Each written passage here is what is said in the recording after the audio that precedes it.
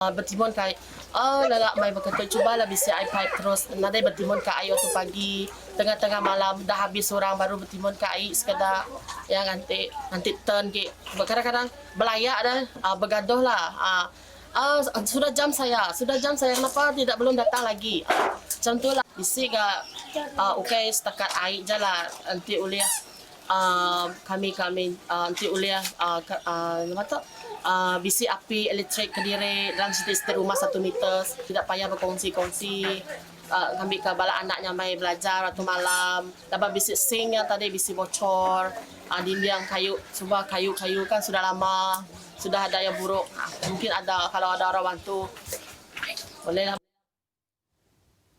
Itu antara keluhan penduduk penempatan di Lorong Cawan 13 Tabuan. Mendengar permasalahan itu, Kementerian Kebajikan Kesejahteraan Komuniti Wanita, Keluarga dan Pembangunan Kanak-kanak KWKPK akan mendapatkan bantuan Jabatan Tanah dan Survey Sarawak.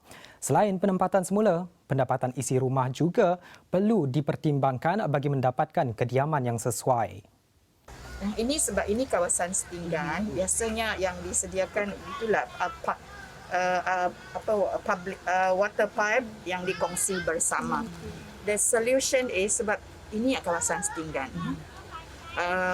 Dari segi macam mana menyelesaikan masalah, jangka panjangnya mereka perlu pergi ke tempat lain. Ya. So inilah yang hendak kita majukan kepada pihak Land and Survey. Jelasnya, solusi jangka panjang bagi penduduk setinggan adalah menyediakan tempat untuk berpindah. Menurut Fatimah, situasi sama pernah berlaku di Miri dan penduduknya dipindahkan ke Tudan. Bagaimanapun, ia akan dinilai Jabatan Tanah dan Survey. Bentuk perancangan yang akan dilaksanakan juga perlu dibincang dengan teliti melihat kepada situasi kewangan penduduk di kawasan tersebut. Dan kita lihat juga sekarang ini cara kerajaan membantu ya, terutama yang miskin ini untuk dapat rumah ya. Jadi kalau dulu kita beri lot tanah. Tetapi masalahnya sebab mereka ni miskin. Nak sediakan ya asas-asas untuk mendirikan rumah, misalnya nak tembok tanah, kemudian nak bina rumah ya, kemudian elektrik, air, itu memakan belanja yang besar. Sekarang ini kalau kita lihat konsep Darul Hana yang dibuat oleh kerajaan negeri, jadi semua infrastruktur disediakan. Sementara itu, kajian secara lebih terperinci diperlukan bagi menentukan kadar kemiskinan di negeri ini.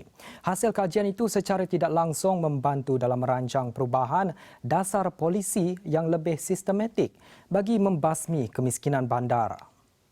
Kerajaan negeri kita memang menekankan tentang database, evidence base. Jadi daripada situlah kita dapat buat perancangan yang lebih tepat. Dengan itu dasar dana polisi serta perancangan program untuk membasmi kemiskinan, untuk meningkatkan pendapatan untuk membantu kumpulan yang rentan. Jelas Fatimah lagi, ini berikutan garis kemiskinan baru telah meningkat. Jangkaan kadar kemiskinan juga akan meningkat. Selain daripada itu, kita tahu juga kita sekarang ini dilanda COVID-19. Ramai orang yang terkesan, yang hilang pekerjaan, yang pendapatannya juga berkurangan dan ada yang memang tak ada pendapatan. Beliau berkata demikian semasa sesi lawatan program Kembara Prihatin Negara 2020 di Jalan Cawan Kuching pada Sabtu.